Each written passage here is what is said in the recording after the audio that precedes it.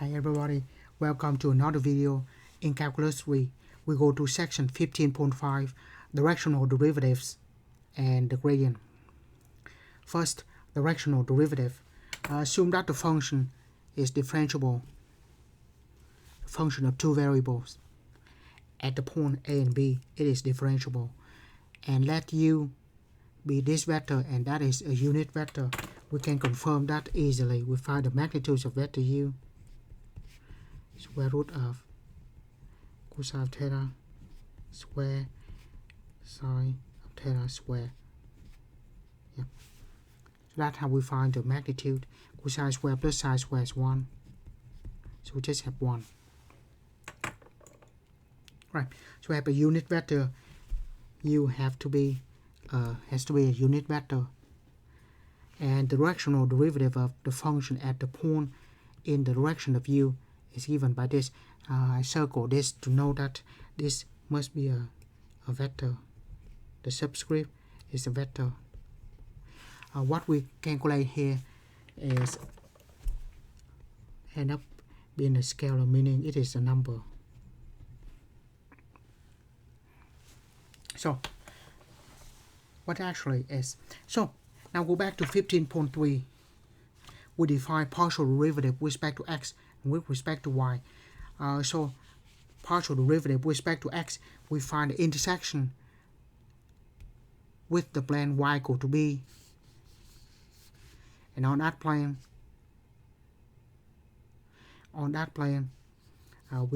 we define the derivative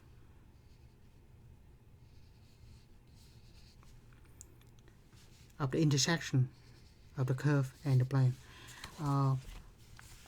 With the plane x equal to a, that is the partial derivative with respect to y. Right. So what we do now is no longer the plane x equal to something, y equal to something. It is just a plane somewhere cut, could be in the middle. So directional derivative, the plane we're talking about, not necessarily be x equal to something or y equal to something, but just any plane. Any plane, that is the vertical plane containing the vector k. So this is a vertical plane. We're not talking about the plane slant. Right. With that, we have the intersection of the curve. Intersection of the surface and the plane Q, and at the point we will have the tangent line, and the tangent line will have the slope, and that is the directional derivative. So the slope is just a number. That's why we have directional derivative. It's just a number. By the way, this will be a vector as a subscript. Right. So that's nice and all, but that is definition. We're not going to use definition to find derivative as almost all the time.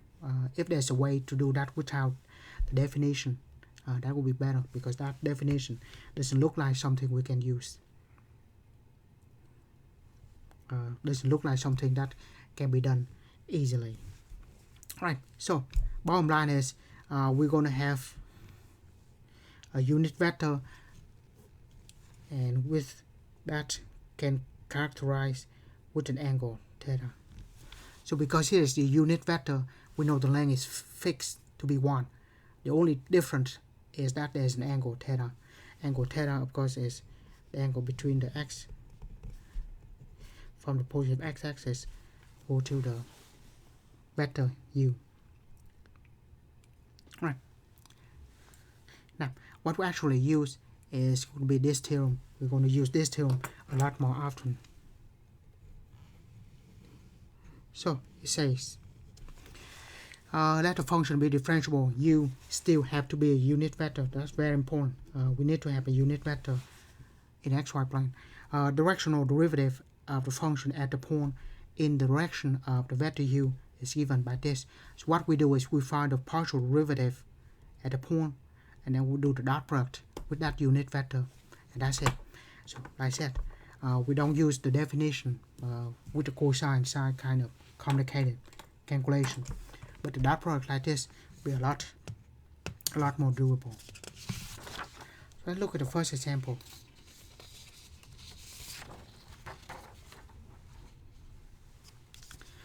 Consider the paraboloid, so we have that. Let P naught be the point 3 and 2, and consider the vector u and v. Find the directional derivative of f of the function at a point in the direction of u. So what we actually find, first we find the partial derivatives, and after that evaluate at the point. So we must know where the point's at, and the direction is given by the unit vector. So directional derivative, we need two things. The function, of course, that we need to have the function. But the first thing we need is the point, where on the graph. And the second, what is the direction? The direction is given by the unit vector u. Right. I'm just going to keep this for now. Right, what I do first, of course, the function, I just find the partial derivative and evaluate at the point 3 and 2. So the function like this, I'm going to multiply it out. 1/4 x squared plus 1/4 y squared plus 2. Right. So I find the partial derivative with respect to x. It's going to be 1/4, bring that to 2, so we have 1/2 x.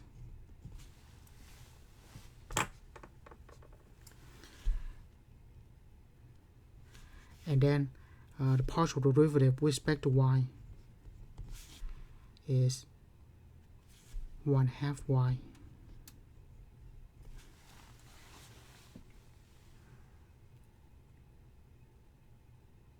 Just like that, right?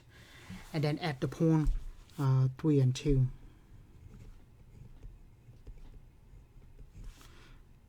derivative with respect to x at 3 and 2. So we're just going to put 3 in for x and 2 in for y. So we have 3/2.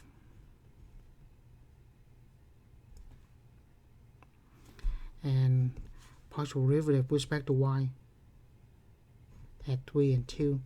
Put 2 in for y. 2 cancel out is 1. So we have 3/2 and 1. Right. So find the partial derivative, evaluate at the point. That's the first step. Next, so we have this.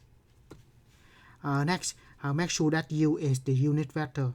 So still need to confirm that u is the unit vector. Magnitude of u, square root of 1 over square root of 2 square. That gives us square root of 1/2 plus 1/2, which is 1. So it's 1. So yes, so u is the unit vector.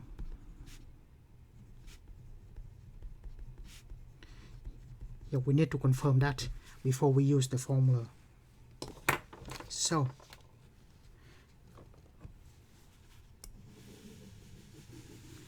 find the partial derivative at the point, and then we have to have the unit vector. After that, directional derivative in the direction of vector u equal to, of the function f, equal to,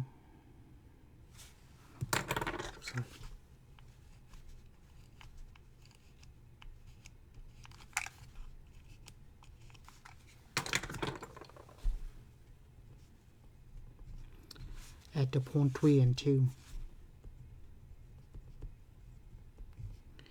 equal to the vector partial derivative. I would just say, I'm just going to write f of x 3/2, 3 and 2, f of y 3 and 2, and then dot the vector u itself.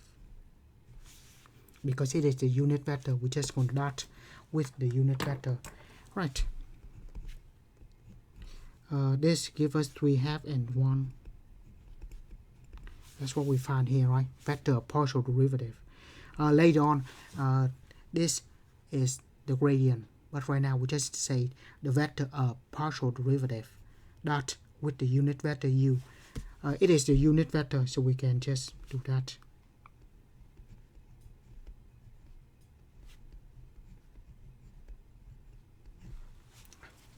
It's a vector.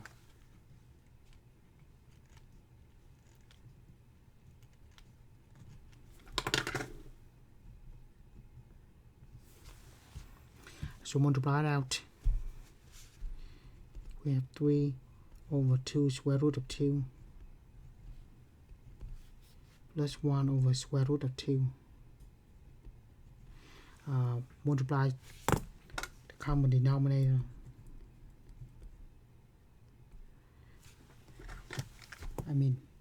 Multiply top and bottom by 2.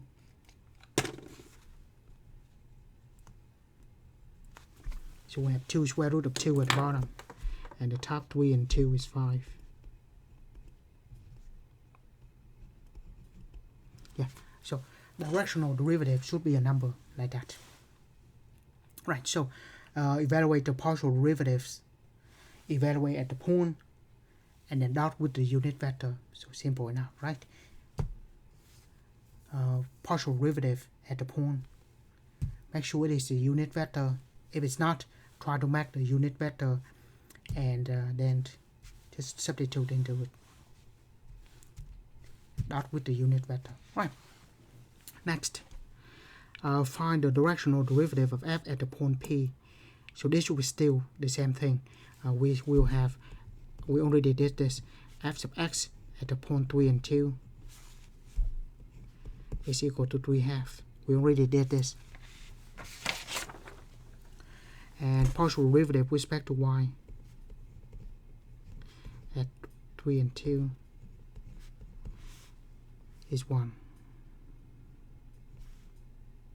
Yeah, so we have the first part, the partial derivative at the point. Next is v, a unit vector. So this is the first step. Next, vector v, find the magnitude, 1 square plus negative square of 3 square. Square of 4 is 2. So v is not a unit vector because the length is 2.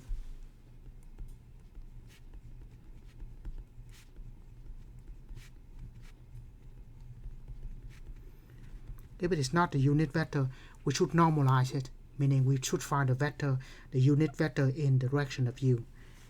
So we say unit vector in direction of v. Bottom line is we just take the vector. If we divide by the magnitude, we have the vector, unit vector in direction of v.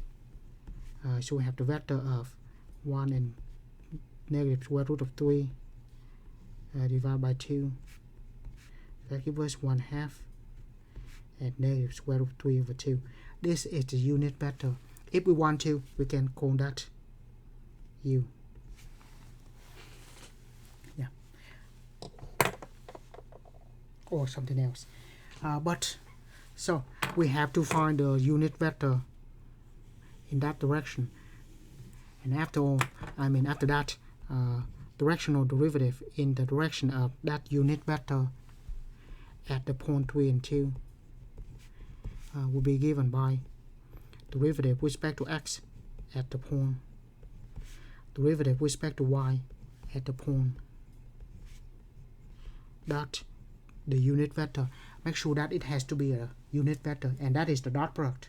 A dot product is a scalar product. So whatever we do here, the answer must be a number. It cannot be a vector. Right. So we have 3/2 and 1 for that vector, and then u is 1/2 and negative square of 3 over 2. So multiply it out, we have 3 over 4 minus square of 3 over 2. And we're going to leave it like that.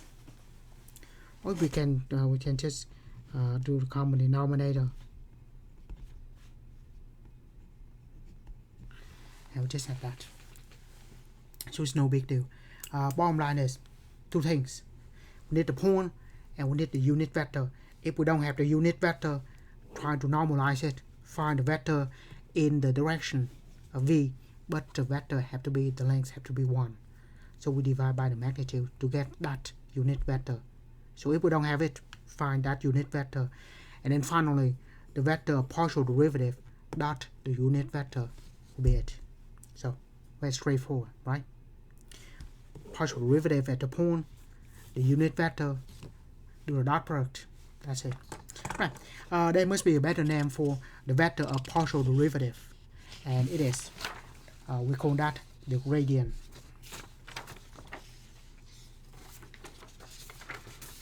So we define the gradient as if the function is differentiable at the point, the gradient, it is the vector value function. So it is the vector. The gradient is the vector of partial derivative. So gradient is the vector of partial derivative.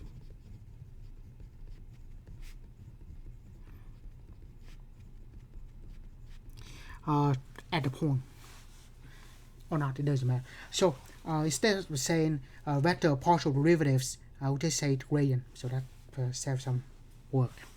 And actually later on, it has a lot more significance to just for the name's sake. Right, here's an example. Find the gradient and then evaluate at 2 and 2 for that function. So here's easy enough. First, the gradient, by the way, the notation, I couldn't do this, but later on we know that the notation, the upside down triangle, and that is the vector form. So it should be like this, upside down triangle with this. I cannot type the boldface, that. We study about this more, but right now we're just going to gradient of f is equal to the partial vector of partial derivative. So derivative, partial derivative with respect to x of this one is 2x, and partial derivative of this with respect to x, derivative of x is 1, y is a constant, so we have 2x plus 2y, right? Derivative of x is 1, 2 and y are constant, will stay, and derivative of this constant with respect to x is 0. Right, and next derivative of this with respect to y, partial derivative of this with respect to y, x squared is a constant with respect to y, derivative is 0. Now we have 2x is a constant, derivative of y is 1, so just 2x, and then derivative of this with respect to y,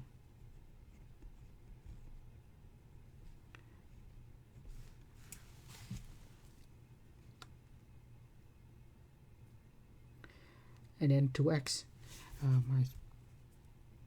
right. So that is the gradient vector. Now we will evaluate at 3 and 2. So the gradient at 3 and 2. I'm just going to put 3 in for x and 2 in for y.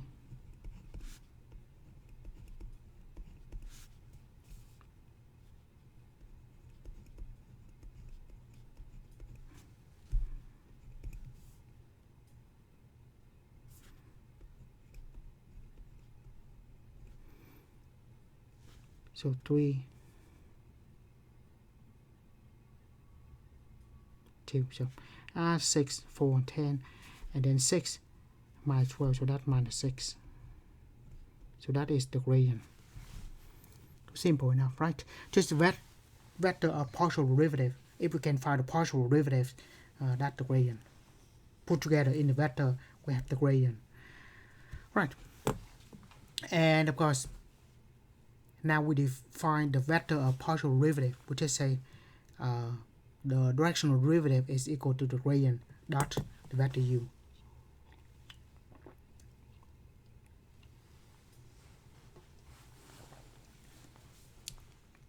All right. Now let's go to an example. Let the function be that compute the partial derivative. Compute the gradient at 3 and -1. So we find the partial derivative, or just go straight to the gradient. Is the vector of partial derivative with respect to x, then with respect to y. So this is the function. Derivative with respect to x is -2x. Derivative with respect to y is 2y. Partial derivative with respect to x and partial derivative with respect to y is that. Evaluate at 3 and -1.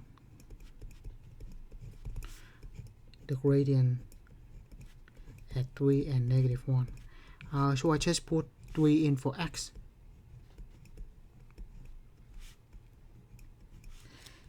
And -1 in for y. So the gradient at that point is going to be -6 and -2.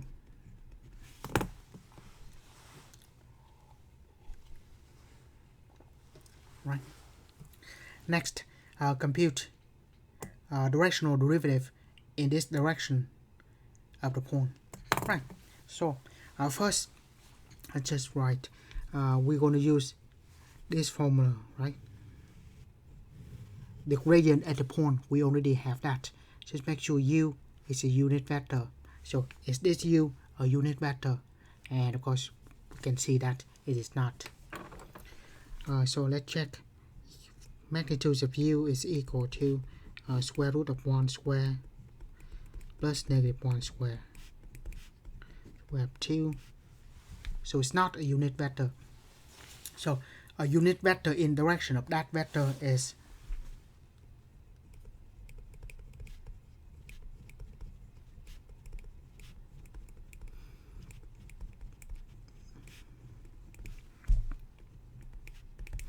I'll just take u divided by the magnitude of u. So we have 1 -1 divided by square root of 2. So give us 1 square root of 2. Sorry, kind of small here.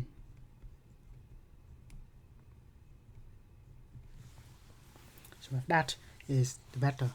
And finally, the directional derivative. Yeah, I still use u. But just keep in mind that it has to be a unit vector. So we're not going to dot with the vector u. We're going to dot that with this vector. Right. The gradient will be -6 and -2.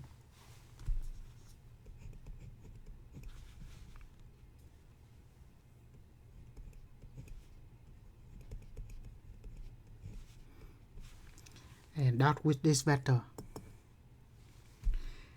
And let's try to say something else. Let's say this vector is w. So whatever we put in the formula, it had to be the unit vector. So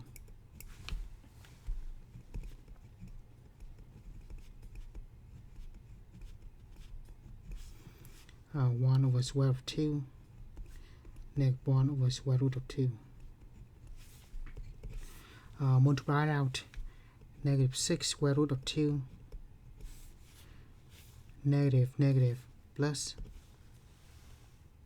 2 over square root of 2.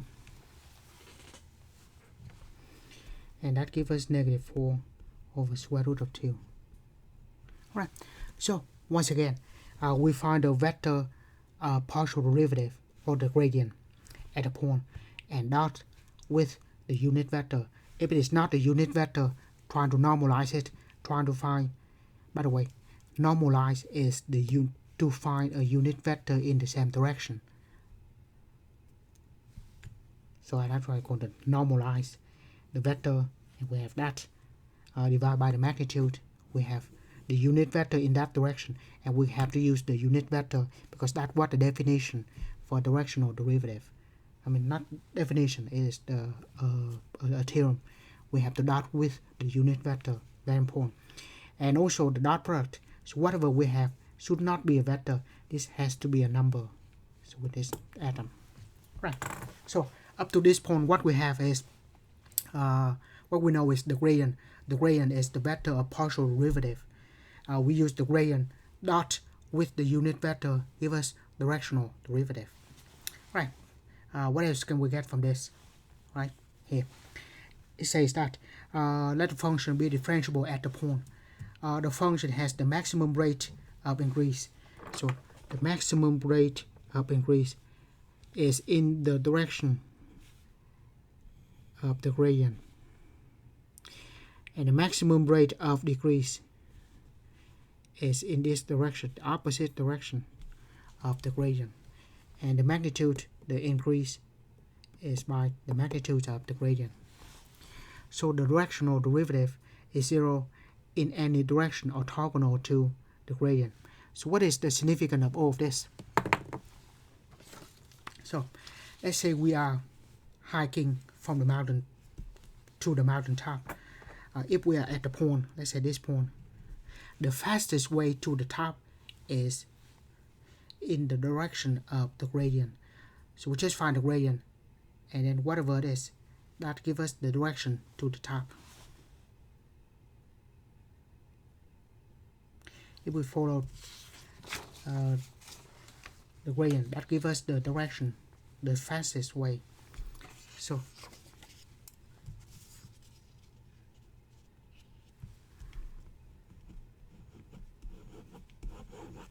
we have a level set, a bunch of level set like this.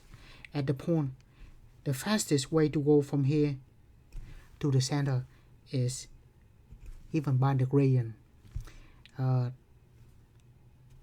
maximum rate of decrease is we go away from it. So opposite direction of the gradient is going away from the mountain top to the top. Right. So if we want the maximum rate of increase go with the gradient, if we want maximum rate of decrease, go on the opposite direction of the gradient. And so that's what we have here. So if we're at this point, if we want to go to the bottom, the fastest, go opposite to the gradient. If we want to ascend the fastest, go with the gradient. So the gradient is the vector of partial derivative. So also give us the direction of maximum increase from a point. So from a point, if we want to increase the most, we go in direction of the gradient. If we want to decrease the most, we go in opposite direction of the gradient. Right, let's see how it works. Consider the bone shape paraboloid. So it's like that. From the point, actually we only need x and y. The z here is where we put 2 and -1/2 in. We're going to have 35/4. So the point is not really important. We only need x and y. Right. Now from the point on the surface, in which direction would you move to ascend, to increase the most?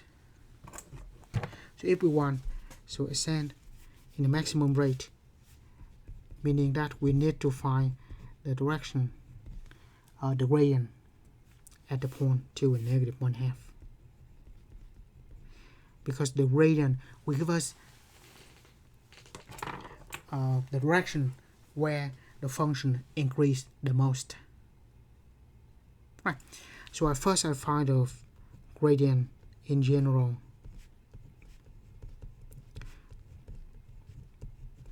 Vector of partial derivatives. Derivative with respect to x, from that to x.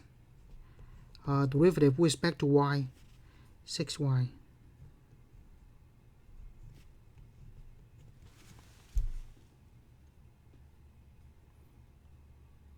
Yeah, right. So with respect to x, y is a constant. With respect to y, x is a constant. So that's what we have. Now we evaluate at this point. I said we only need x and y here because the gradient only have x and y in it. So the gradient at 2 and -1/2 put 2 in for x and negative 1/2 in for y.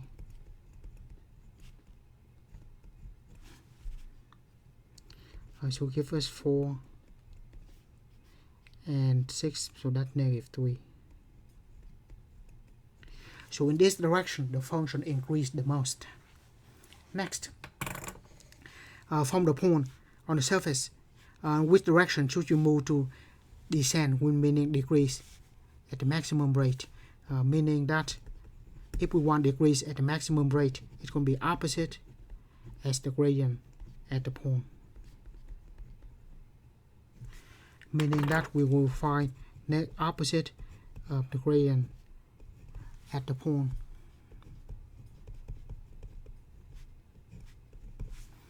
So it's just going to be opposite to that.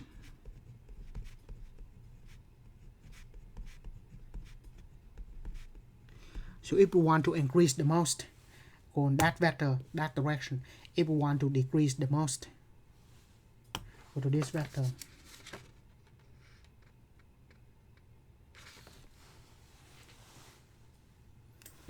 Next, at the point, I say if we put 3 in for x, 1 in for y, 9, 3 in for, yes, that's 16. So this point belongs to the surface. Once again, we only need x and y. The point z, the 16 is where we put 3 and 1 in for x and y. That equal to 16. Yeah, just confirm that the point actually on the surface. Now, on that point, what direction if there's no change in function values? So how do we do that? First, let's find the gradient at the point. So the gradient we already did. Vector partial derivative 2x and 6y. Now at 3 and 1,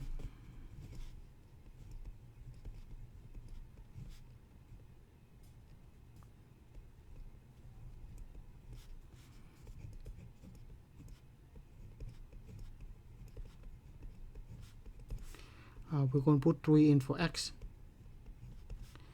and 1 in for y, and give us 6 and 6. That is the vector 6 and 6.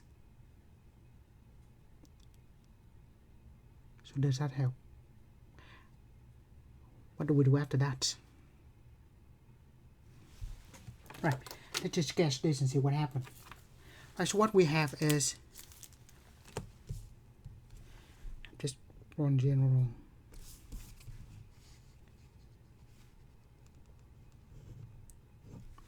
We know that at the point 3 and 1, I say this point 3 and 1, the vector is 6 and 6.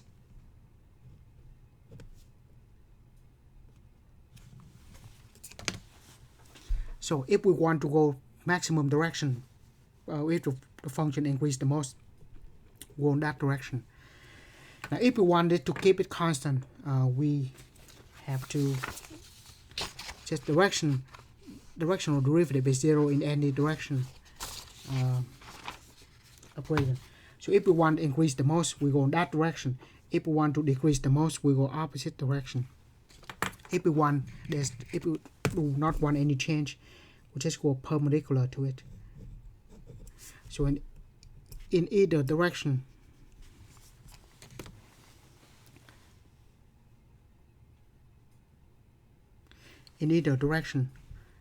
there will be no change. So the gradient increase the most, opposite decrease the most. When there's no change, that is the perpendicular or orthogonal to those vectors. So let's say this is the vector v that has v1 and v2. We know in that direction there will be no change. So what we do is just simple, just v1 that those two vectors have the dot product have to be equal to 0 because they are orthogonal. Orthogonal vectors, the dot product equal to 0. So we're going to take 6 and 6. We're going to dot with v1, v2. that must be equal to 0. So when we do the dot product, we have 6v1 plus 6v2 equal to 0. So in this case, we solve for v2 in terms of v1. So v2 is negative v1. Right? Move this 6v1 and then divide by 6, we have that. So any vector in this form, there will be no changes. So that could be in what direction? So we can say the direction would be something like, if we choose v1 to be 1, v2 is negative 1. Or if we choose v1 to be negative 1, v2 is 1. Yeah. So in those directions, there will be no changes because those two vectors are orthogonal to the gradient. Right. So once again, the gradient will increase the most. Opposite to that, decrease the most. Anything orthogonal to it will be no change. So that's why we find the vector orthogonal to it, and orthogonal vectors have the dot product equal to 0. So that's what we do, and we find v1 in terms of v2 or v2 in terms of v1, and that's what we have.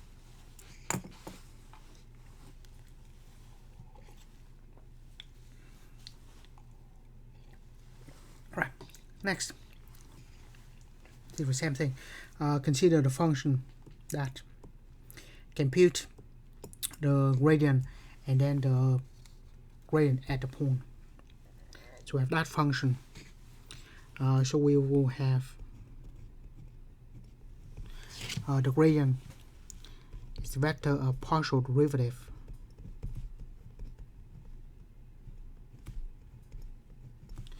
so give us 6x and negative 4y. Yeah, vector of partial derivative, and then at the point 2 and 3.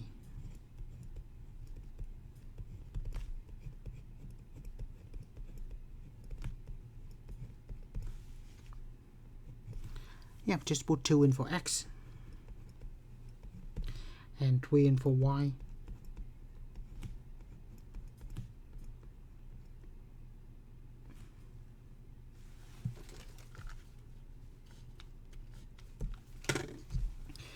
So the gradient at the point is 12 and negative 12. Simple enough, right? Partial derivative, put in the point. That is the gradient. Right, next.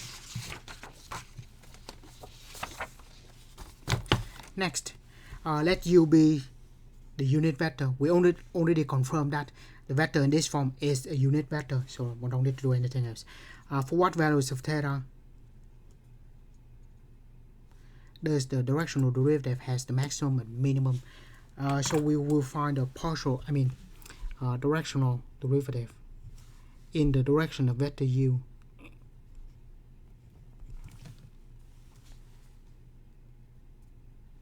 At the point. So we will have the gradient at the point dot the unit vector u. So we already find out the gradient is 12, negative 12. Now we dot with the vector of cosine and sine.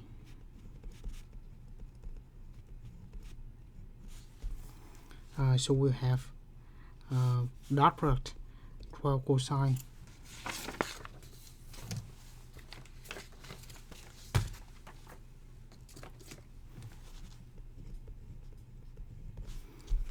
minus 12 sine.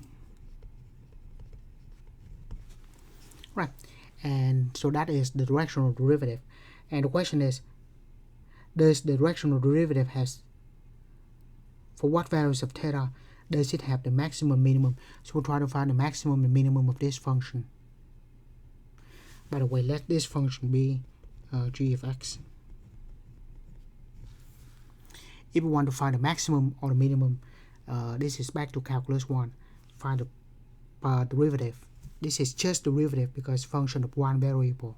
But what is not g of x, it is g of theta. Sorry.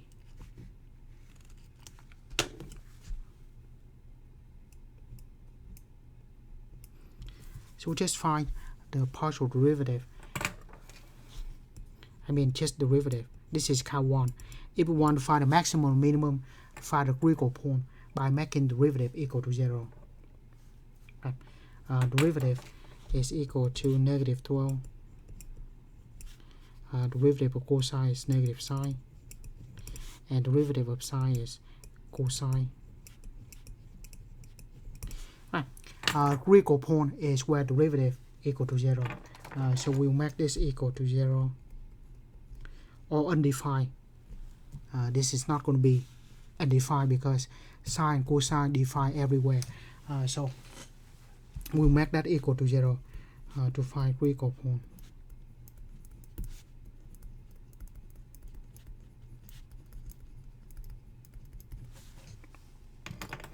So we solve for that, and I'm going to move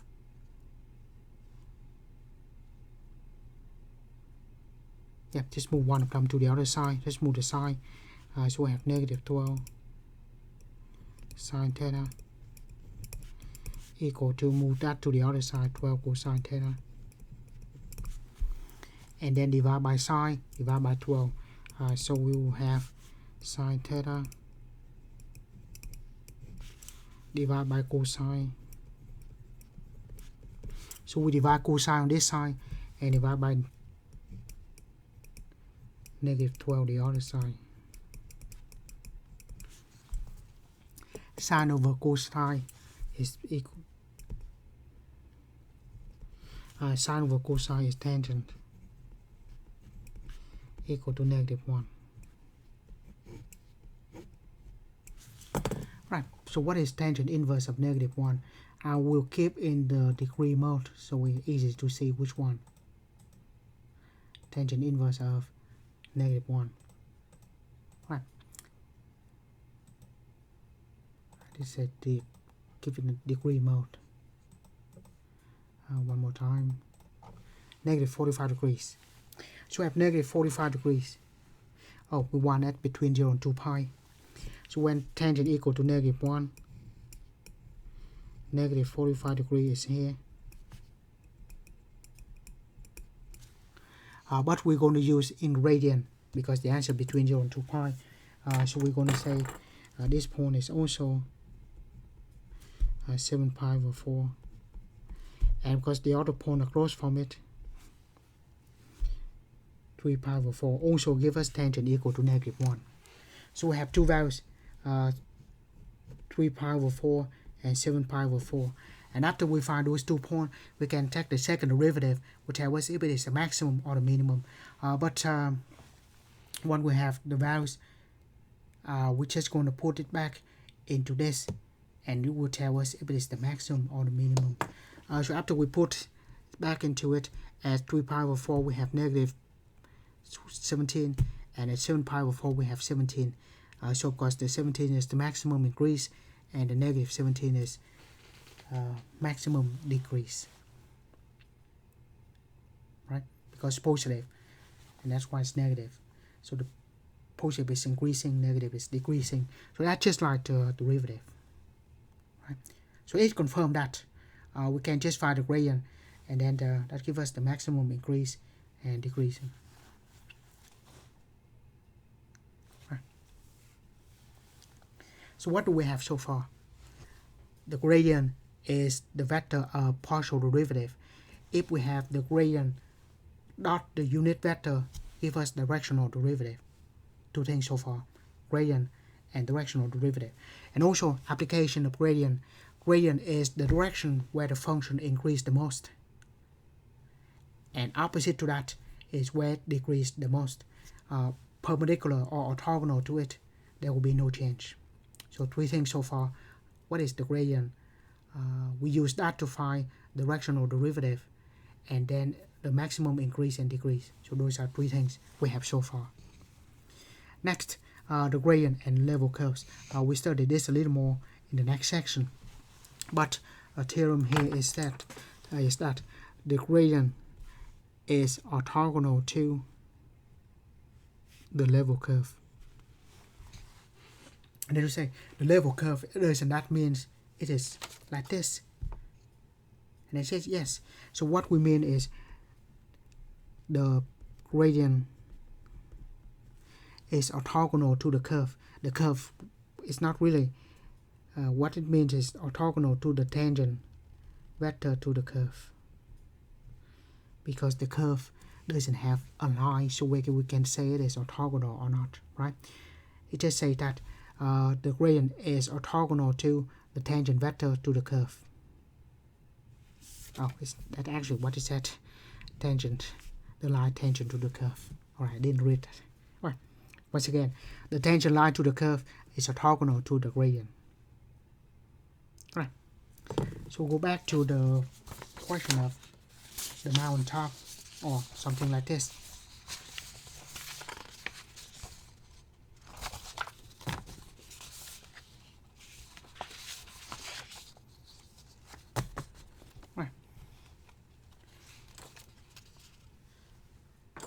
I just make an example. Let's say we have a paraboloid that open up like this. We have a level set, a level curve at z equal to a constant. Right. If we want to increase the most, by the way, that on the xy plane is going to be like this. If at this point we want to increase the most, we will go in that direction, because that will go the direction we go to the mountain top, to go to the top of the paraboloid. If we want to go to away from the top, if we want to increase the most, we go opposite direction. This way we go down the hill. If we want no changes, we will walk around it on a level curve.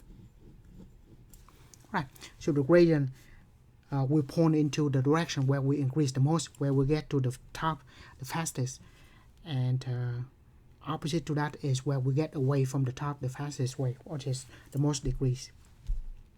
Right, and walking around the tangent line does not increase the function.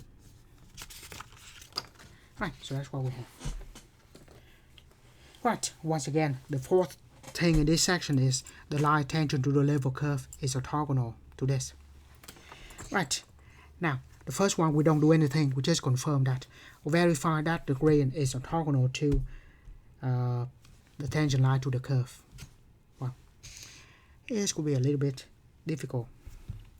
What we have here is a point, right? Let's put 1 and 1 here. So add 1 and 1. The function at 1 and 1 equal to square root of 1 plus 2, 1 square plus 1 square. So this is square root of 4, and that is 2. So z equal to 2. If we want to find a level curve at the level of z equal to 2, so the level curve is at 2. So say level curve at z equal to 2. So we're going to make this equal to 2.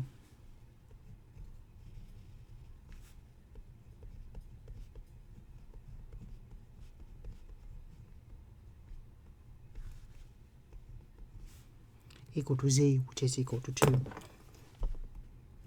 Let's square both sides.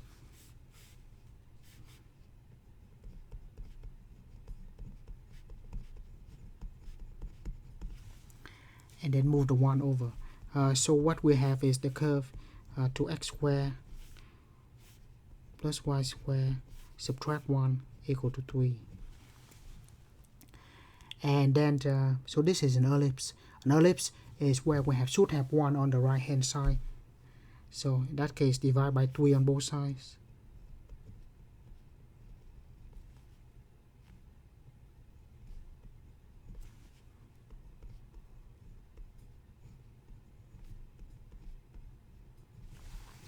So this is an ellipse.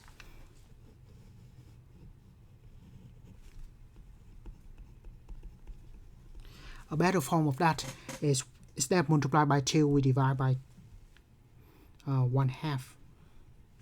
So we should say in this form instead.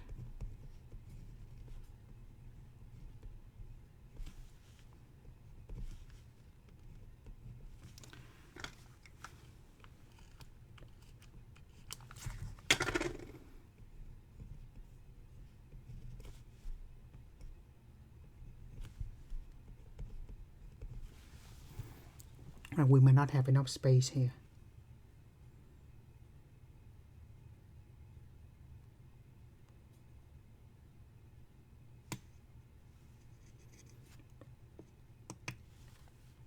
Right. Just have to try to write small. Right. So first we're going to parameterize this. So we let one of them equal to sine, one of them is equal to cosine, and let this equal to cosine. So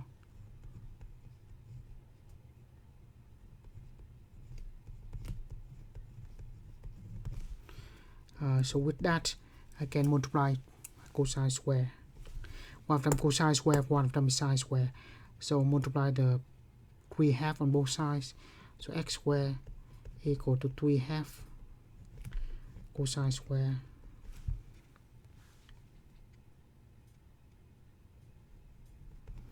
and take the square root. So x equal to square root of 3 square root of 2 cosine theta. And then let y square over 3 be sine square. Multiply by 3.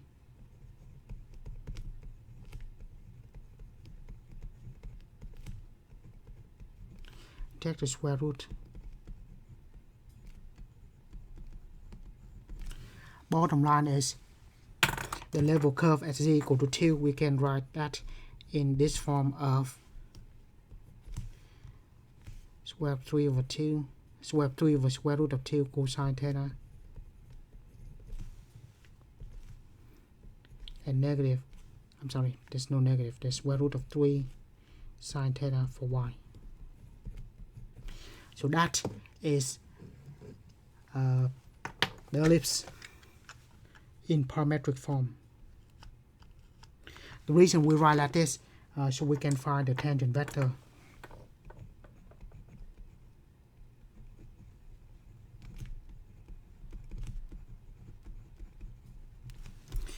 So tangent vector, we just take derivative. Derivative of this is negative square root of 3 over square root of 2. I should have a lot more space on this problem. And then square of 3 cosine theta.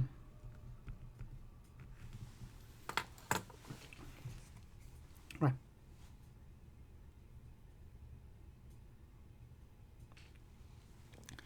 And we do have at the point 1, 1, right?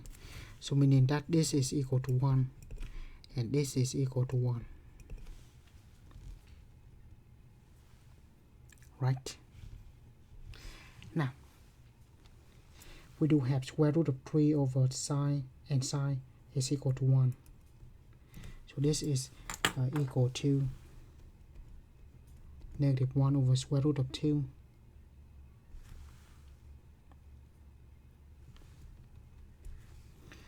And then we have 3 over 12 cosine divided by square root of 2. So if we divide by square root of 2 here, we're going to have just divide by square root of 2 and multiply square root of 2. Divide by square of 2, all of that gives us 1, and then square root of 2. So let me just write this again. I will have square root of 3 cosine theta. If we multiply square root of 2 and divide by square root of 2, we have that equal to 1, right? and that is just, and then multiply by square root of 2. So we have the tangent vector is that. That is the tangent vector. Right. Next, we say the tangent vector is orthogonal to the gradient. So we try to put the gradient here. So that is the long way to find the tangent vector. We do that. And now the gradient, it says it's 1 1/2, right? It's easy now. We just find the gradient.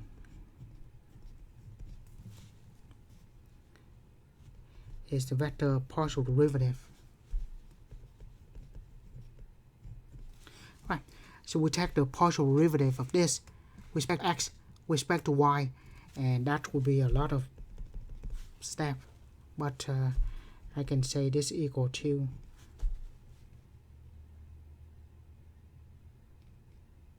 for x 1 plus 2x squared plus y squared, comma 2y,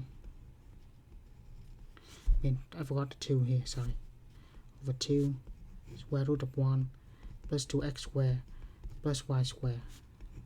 Yeah, just take the partial derivative of that function, and then at the point 1 and 1. Yeah, just put 1 and 1 here for x and y, for y, and the vector we have at 1 and 1. If we do that, we will have 1 and 1/2. So the tangent vector is that, and the gradient is that. And when we do the dot product, I ran out of space. So we have the tangent vector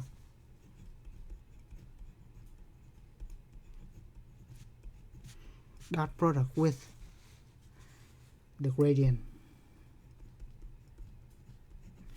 So the dot product is -1 over square root of 2 plus square root of 2 over 2. We can multiply square root of 2, multiply square root of 2. So that gives us negative square root of 2 over 2 plus square root of 2 over 2, and that equal to 0. So we just confirm that the tangent vector to the curve and the gradient, the dot product equal to 0, meaning they are orthogonal. In reality, we don't need to do that because there's the theorem for it. The tangent line to the level curve should be orthogonal to the gradient. Must be orthogonal to the gradient. This, we just confirm it. So we didn't prove any significant result because there's a theorem for it. Yeah.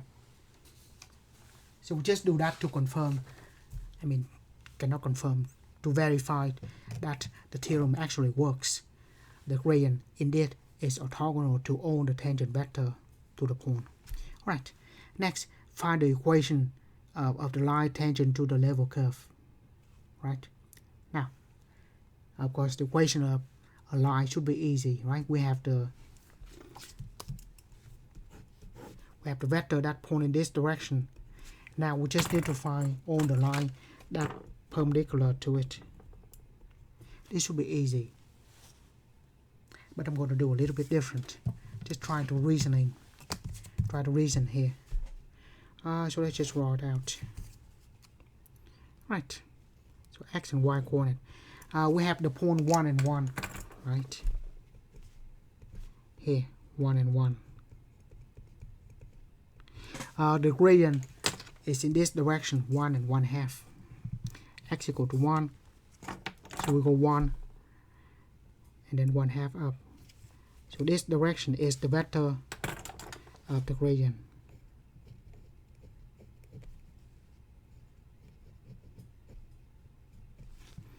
So this is the gradient at 1 and 1 equal to 1 and 1/2. What we're trying to find is the equation of the line that perpendicular to it. So we will find this line.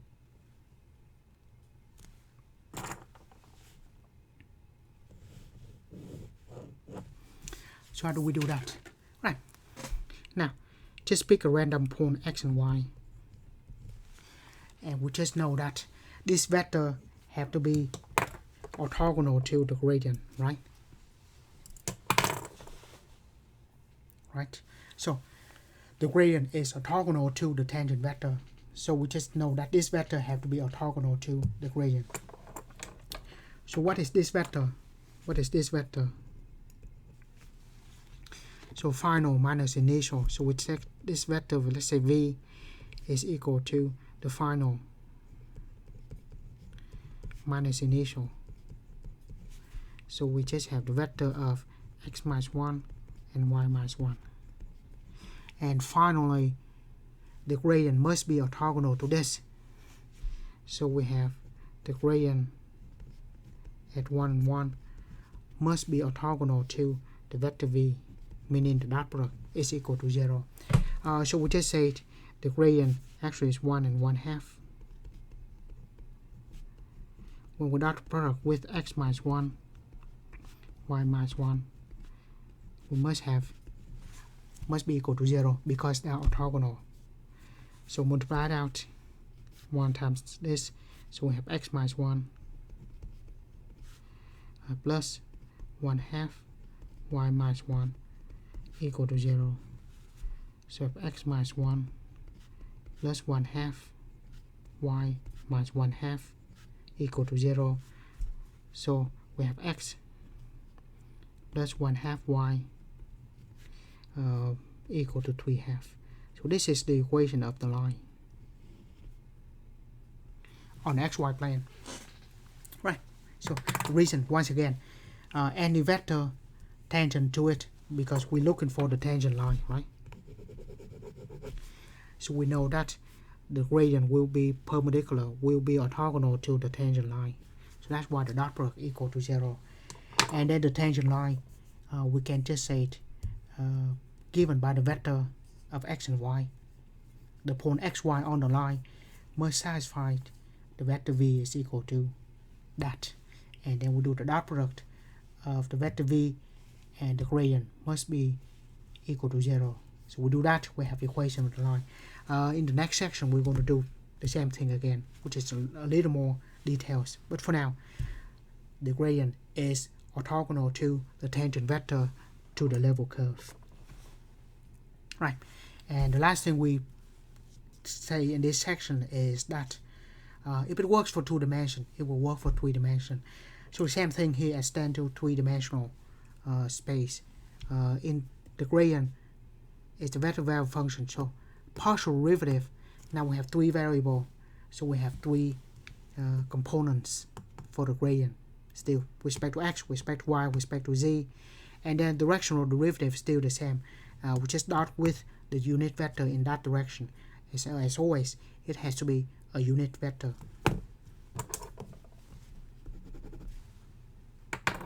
Right. First, find the gradient at 2, 0, and 0. So the gradient is the vector of partial derivatives. Derivative with respect to x, with respect to y, for y, with respect to z, z. Right. Yeah. With respect to x, everything else is constant. So to x, with respect to y, everything else is constant, but the 2y squared, and then it's the same thing. Right. At the point 2, 0, 0. The gradient at 2, 0, and 0. So put 2 in for x and 0 in for y. So we just have the vector 4, 0, and 0. So that is the gradient. Next, I'll find the directional derivative at the point in the direction of, this should be a vector u. The direction of that. Now first, make sure that it is a unit vector. So we find the magnitude to see if it is actually 1. right? So the magnitude of vector u, square root of the square of the component.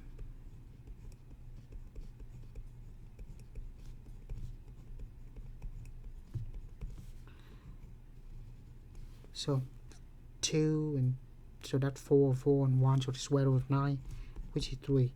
So it is not a unit vector.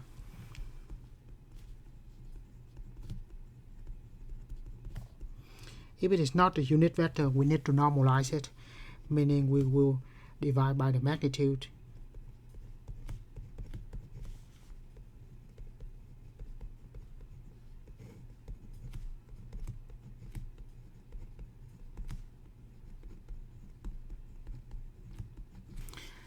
And let this vector be v, or this is w.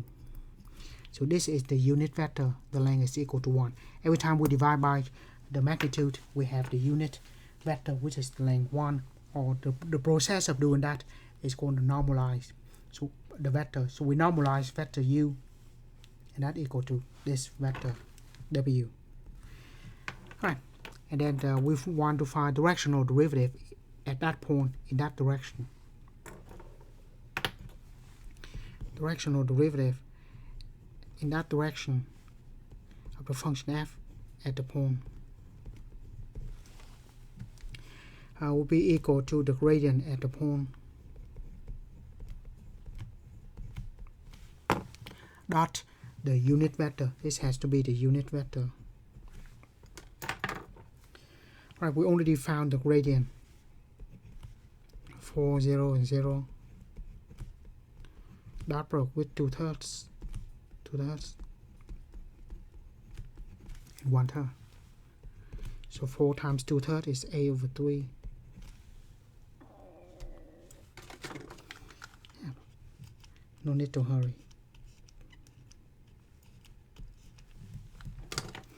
So dot product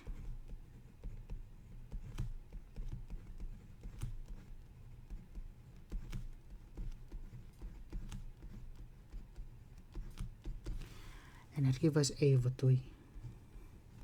So it works for 2 dimensions. It works for 3 dimensions. Right, to recap what we learned in this section, quite a few things. The gradient is the vector of partial derivative. If we take the vector of partial derivative, if we take the gradient dot with the unit vector, we have a directional derivative. Whatever it is, it should be a number. It cannot be a vector. So gradient and directional derivative. Right. We also learned that the gradient will give us the direction where the function increases the most, and opposite to that is where the function decreases the most. So that's what we get from the gradient. And also the gradient is orthogonal to the level set. I should say the gradient is orthogonal to the tangent vector to the level curve. And it certainly works for 3 dimensions as well. Right.